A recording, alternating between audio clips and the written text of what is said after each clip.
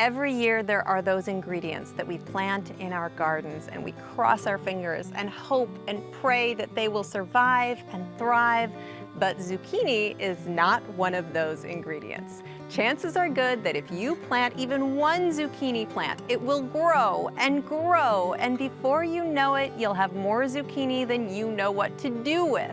And zucchini production is cyclical.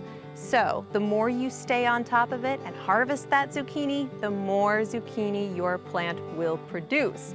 All of that means that at one time or another during the growing season, many of us are searching for creative new ways to prepare this delicious, potassium-rich, popular Iowa ingredient.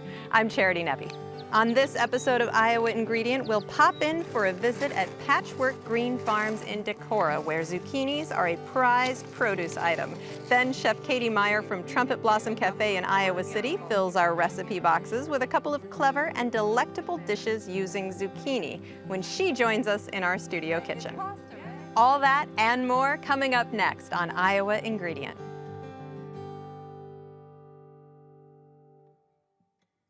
Funding for Iowa Ingredient has been provided by a grant from the W.T. and Edna M. Dahl Trust, Chef Lisa Laval of Trellis Cafe and Chef Michael Laval of the Des Moines Embassy Club. For more than 100 years, the Des Moines Embassy Club has provided a place to dine, celebrate, and do business. Located in downtown Des Moines and in West Des Moines, details are at embassyclub.com.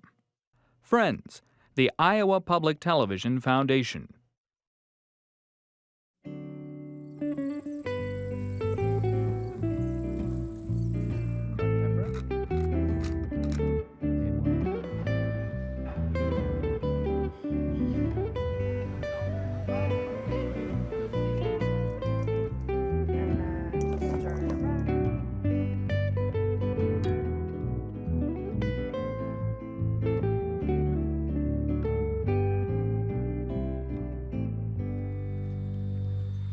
Developed in Italy in the 19th century, zucchini is a kind of summer squash that we consume as a vegetable.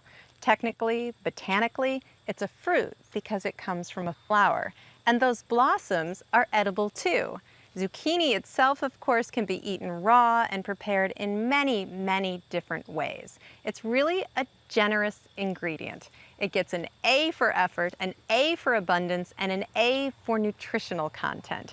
It is a straight A produce item that's readily available and easy to add to our daily menus.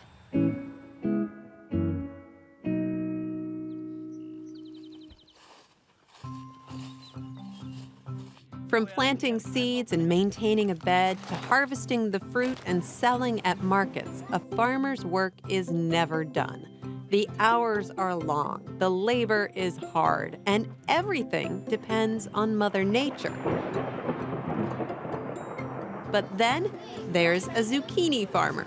His or her work tends to multiply as much as the zucchini does. A prime example of a farmer up for the zucchini growing challenge, along with a huge variety of other vegetables, is Eric Sessions of Patchwork Green Farm. Throughout the summer, he sells his produce at the Winneshiek Farmers Market in downtown Decorah. Talk with him for 2 minutes, and you'll realize how much he thrives on the challenges and rewards of farming. I love to grow food. It's a joy. And it's very gratifying to be able to take a zucchini into the farmers markets and see the joy that it might bring to a family, to some little kids, and to provide something that they're really excited about. That's quite gratifying, and I really enjoy that aspect of it. Eric grows several varieties of zucchini and summer squash: yellow, green, heirloom Italian, patty pans, and straight neck. So zucchini are just a variety of summer squash. It's confusing. We call zucchinis one thing, we call summer squash something different, but really they're all in the same family. Iowa's climate allows summer squash to grow quite well. Planting normally begins after the danger of frost has passed, and in 45 to 50 days, the plants begin to bloom. That's the easy part. Harvesting is another challenge. So one of the main things you discover growing zucchinis is just how prickly they can be and how hard it is to harvest. zucchini are quite prolific, and these hot, wet, humid summer days in Iowa, zucchini plants will produce fruit like crazy. You can hope for 1 fruit a day, and if you don't keep them picked at a small size, they take off. And you come back after your weekend vacation and you've got a whole bunch of baseball bats. Or catfish, we sometimes call them. For a chef, almost always they're gonna want smaller. Smaller is better. The smaller the squash, the summer squash, the more tender the skin. The smaller the seeds, a little less watery, better flavor in the squash itself. So whether it's a patty pan or a zucchini or a summer squash, smaller is going to be preferred. The other challenge I always have to warn my workers about is not only are the plants dangerous to the person picking, they're also dangerous to the fruit. So if you scrape your squash along the stem on its way out, it gets all beat up and it doesn't look so nice. Squash, I need to pick zucchinis and squash during hot weather every day. Every 24 hours, something has gone from 4 inches to 7 inches long. And so that's pretty important to be out here pretty much every single day picking, even Sundays. A farmer's work is never done. Once you pick, it's on to selling, and the cycle repeats. But it's not a thankless job. Because of the community and support, Eric can continue to do something he genuinely loves. We're regulars. All right. Yep. Yeah, where are you parked today? It's not an easy living, it's a lot of hard work, and we're definitely not getting rich, but we're growing a lot of good food, our family's getting a lot of good food, and we're growing good organic produce for our community, which is just a wonderful feeling. That'd really make people happy, right?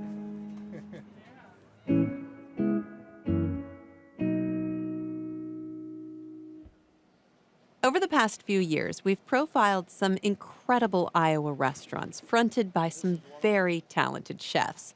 And we've found a few common threads. To really embrace the Iowa chef persona, you need to know your customers, trust the Iowa seasons and ingredients, and most of all, believe in your restaurant's cuisine. At Trumpet Blossom Cafe in Iowa City, with a vegan and organic menu, Chef Katie Meyer, who cooked with us in our studio kitchen in 2013, wants her flavorful food to keep those with vegan diets and those without coming back for more. Last summer we had that sweet corn ice cream. I remember, I loved that. We like to make the restaurant a comfortable place for people, and we like to make it feel very familiar so that people are able to maybe try something that they haven't had before. Got a little bit of the chopped red onion, cherry tomato, pickled beet salad on the side. We can kind of guide them through the menu or tell them about ingredients that they're not familiar with. We definitely get more omnivores than vegetarians and vegans, just given that that's, the general demographic of the area. So we like to think that we just have really good food, and it doesn't matter what your diet is. Basically, we can, cater to what you would enjoy no matter what. When we first met Katie a few years ago on the Beets episode, And then this one is a golden beet. And there's also we knew she was a wonderful advocate for Iowa ingredients. We also kept in touch so we could bring her back to cook with us again someday. Turns out, Katie has kept an eye on us too, and continues to share our passion for Iowa and its bounty. There's so much going on with food in our state, and I say this anytime I talk about farming in Iowa. We have some of the best soil on the planet, honestly. So it's fun to see what farmers are doing besides just growing soybeans and feed corn. Also, just to see parts of the state that I am not familiar with. It's been fun to see where you guys have traveled, and that's really cool.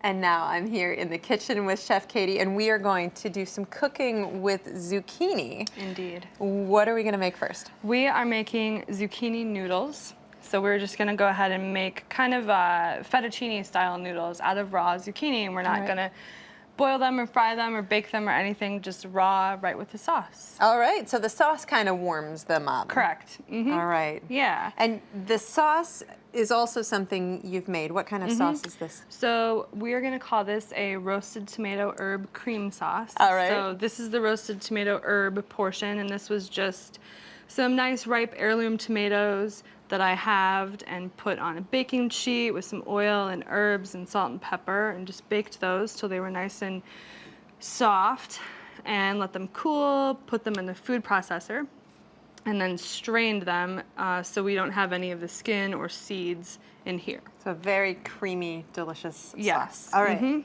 Oh, so I should put that in the pan and start warming let's that go up. for that, yeah. All right.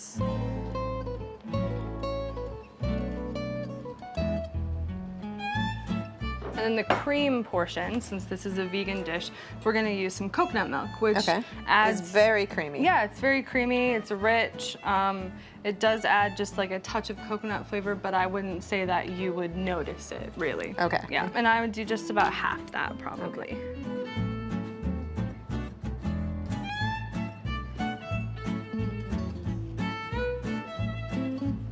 Just a little bit of olive oil in there, and also some salt and some pepper, because I haven't seasoned that sauce beyond just when I roasted the tomatoes the first time. So salt and pepper in there too. That's warming up. Let's put some basil and some chives in there also while that warms up. Just a little chiffonade for the basil, just thin strips. Put that in there. Nice color, contrast with the red sauce. Nice aroma. The herbs that I used when I roasted the tomato, I did sage and oregano, so we have kind of a nice, blend of lots of different herbs. Nice. We'll save those chives for garnish at the end. We'll put these in.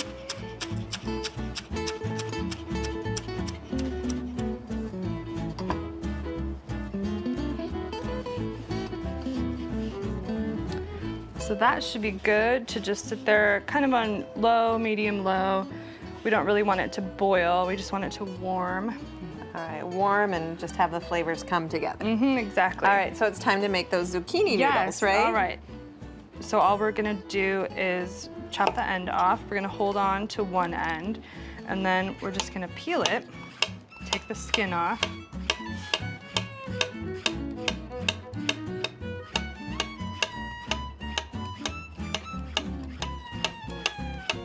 And you do want to get all of the skin off. And then, so now we make the noodles, which we're just going to keep peeling. All right, you just keep on and keep rotating spinning it around Yep. and going. And you're making them kind of thick, like you said, a fettuccine like type. Like a fettuccine, yeah. And they're really thin and delicate, so they're not going to be, it's not going to be too cumbersome. The width is a nice balance to how thin they are. Now, a lot of people have a lot of zucchini in their gardens in the summer. You have picked zucchinis that are all about, I don't know, about a foot long, maybe under a foot long. Sure. Is that a purposeful choice? Yeah, so don't use giant ones. You could for sure use smaller ones, but I feel like those are good for other applications too. So then maybe I'm gonna just turn it around and get a little bit up there too. All right, and you're kind of leaving the core behind. Yeah, I don't really want, so there aren't a lot of seeds in here, but I just don't really want that inner part. And so I'm gonna discard this.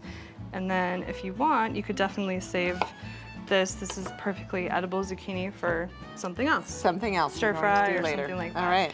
So this is from one zucchini. I feel like one zucchini per person seems to be a good portion. And so again, you're not cooking these. No, we're just gonna put these in the pan. And you have plenty of sauce here, so you could easily do We could do enough for 4 Yeah, people. we could do all of them, yeah, for sure. But we're just gonna put those in there. And we are gonna do a little bit more olive oil and a little bit more salt and pepper on the vegetable to give it a little flavor of its own.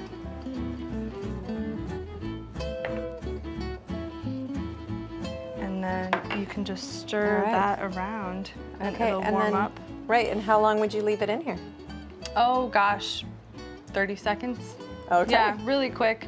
And you could have, you could leave it in there for longer for sure. It's not really gonna fall apart or anything like that. But just long enough for it to get warm all the way through. Okay.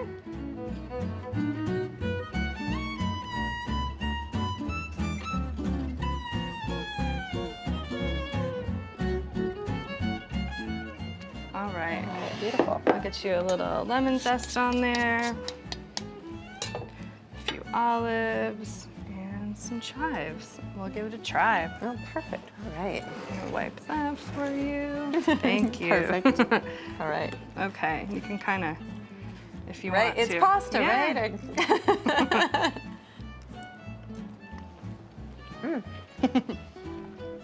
Well, that's delicious. It's wonderful, and I can taste the zucchini flavor. It's nice and soft, but still a little al dente. Yeah. Exactly. Oh, that's wonderful. Chef Katie, thank you so Thank much. you. All right, so we're gonna make another zucchini dish, but we don't actually have zucchini out here. We're going to be making something with the zucchini blossoms. Yes. All So right. we're going to stuff them and deep fry them. That sounds like a great idea. yes. And you could do this with any kind of squash blossom? Correct. So you could use butternut squash blossoms, even pumpkin blossoms. We've done that at the restaurant before. So yeah, and they're all gonna look very similar to what we have right here. All right, and the blossoms here don't all look the same. Yes, though. okay. So very mini science lesson. I don't know anything about Okay. this beyond.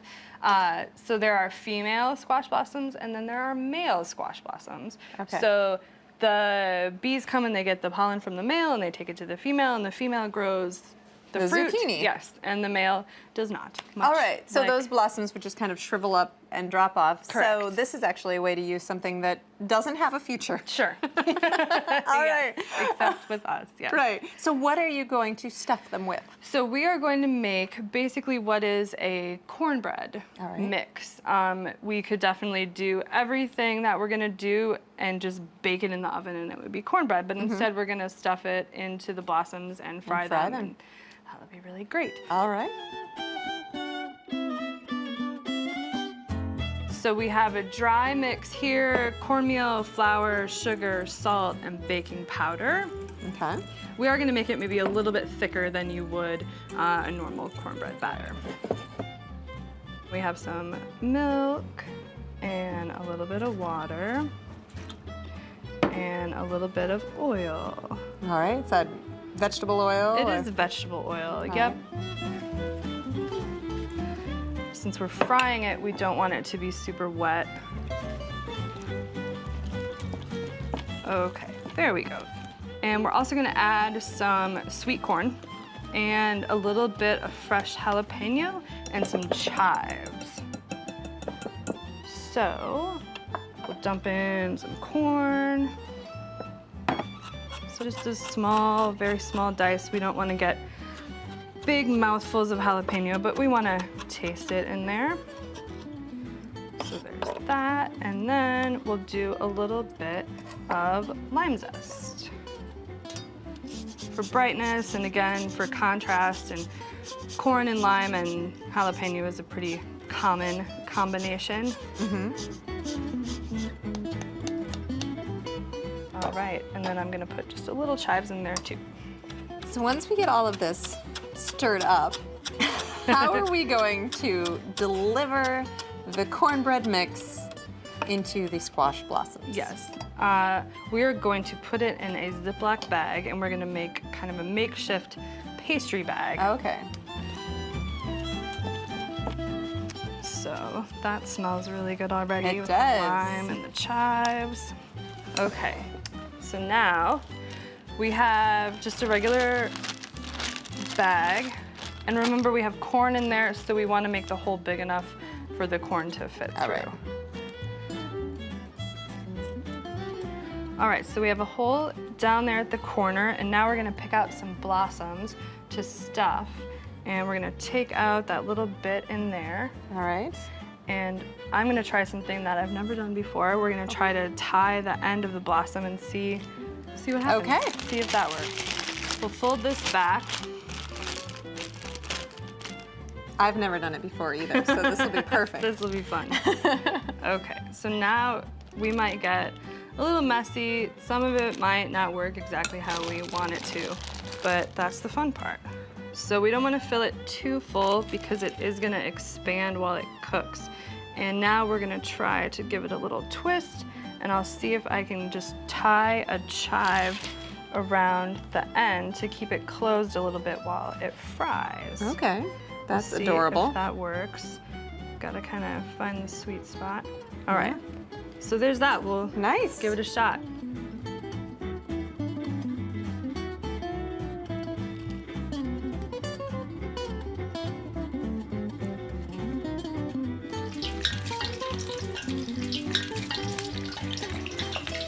All right. So I am looking for just a little bit of golden color on the green and the orange parts of the blossom. And you do see them puff up right away. Yeah. So I think they look nice and golden. We'll pull them out, let them drain and cool off for a second, and then we'll give them a try.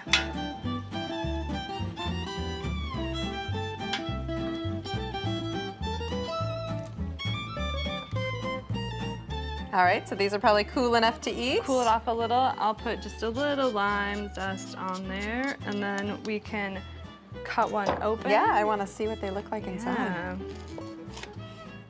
Okay, so there is the fried Oh, cornbread. beautiful. And Beautiful. the corn, you can see a little jalapeno in there Yeah, too. it looks like everything got evenly distributed Yes. throughout, and it's definitely cooked all the way through. Yes. Lovely. Well, I am dying to try Let's one of give it a these. So. try.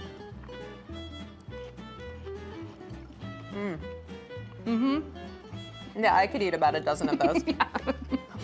Me too. That's terrific. Chef Katie, thank you so much. Thank you.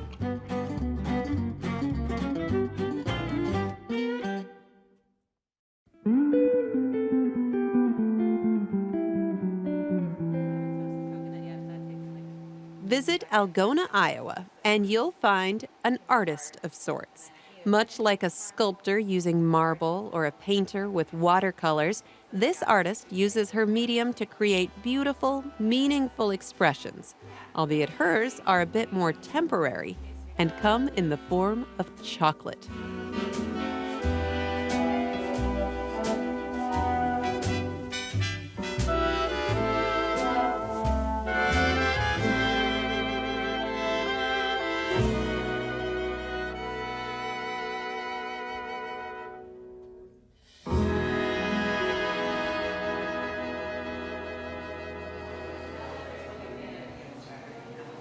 This is cocoa butter, like what you naturally find in chocolate. And then Erica Ann Jensen owns and operates the Chocolate Season. She's what is known as a chocolatier. On a daily basis, she makes exquisite, divine-tasting, handcrafted chocolate confections. And we just like to make them visually appealing because that's the whole idea, is to give someone a present that makes them go, oh, that's nice. Starting out as an online order business, the Chocolate Season has grown to include a brick-and-mortar storefront in downtown Algona. I grew up here in Algona, Iowa, and I went to college in Omaha, Nebraska. Wasn't super loving my job, and my newly married husband said, well, what would make you happy? And I said, I love to eat. And he goes, great, I'll make money at it. I actually went to Europe for several weeks, took a lot of notes. I figured out what is special about Swiss chocolate, what's special about French chocolate. All these ideas and notes kind of turned into one big brainstorm for the chocolate season. Becoming a chocolatier takes years of practice, building upon a variety of skills. Erica has honed hers to create chocolates that are almost too beautiful to eat. You can do whatever you want. Once you learn the science behind it and how to manipulate it and love it, and it will love you back, you can create anything. So I don't make chocolate, I manipulate it. I create bonbons and things that you can put in gift boxes. We do a fudge. We make caramel corn by hand. We hand stir it, we hand pop it, we hand bake it. Just so I can mark the ones that are caramel. We do a lot of fun things that I hope bring a smile to people's faces. Chocolate has so many uses. Of course, you can turn it into a bar, but then you would only be scratching the surface of the potential of this incredible food. Aside from pairings with wine or fruits, it goes with so many other things: lavender, mint, top shelf liquor, and even olive oil. And this one happens to have cranberries and toasted coconut because I believe in everything having a crunch factor. The level of attention to detail is found in everything, from the chocolates themselves to the building space. My absolute favorite part is creating something that made someone go, whoa, or I've never had that before, or they get excited. And I just think that's the best part, is like whatever I'm making is impacting somebody's life tomorrow. Like they created a new memory because of what they got here. And I think that's so special that I've been a part of thousands of people's lives just because I like to play with chocolate. And I think that's a true honor that people invite us into their lives with a box of chocolates. That's it for this episode. Thank you for taking a sweet stroll through Iowa with us. I'm Charity Nebbe. See you next time for another tempting episode of Iowa Ingredient.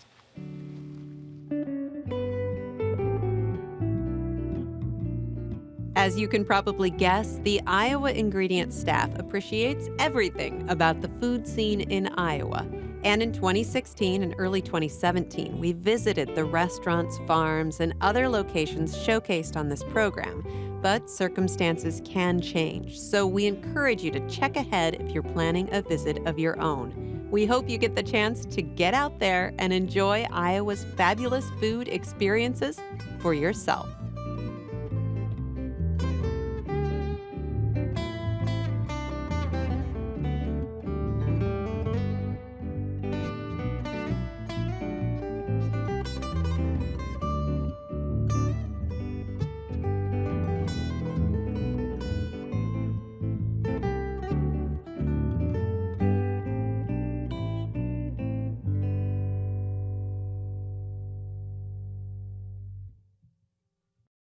Funding for Iowa Ingredient has been provided by a grant from the W.T. and Edna M. Dahl Trust, Chef Lisa Laval of Trellis Cafe and Chef Michael Laval of the Des Moines Embassy Club. For more than 100 years, the Des Moines Embassy Club has provided a place to dine, celebrate, and do business. Located in downtown Des Moines and in West Des Moines, details are at embassyclub.com. Friends, the Iowa Public Television Foundation.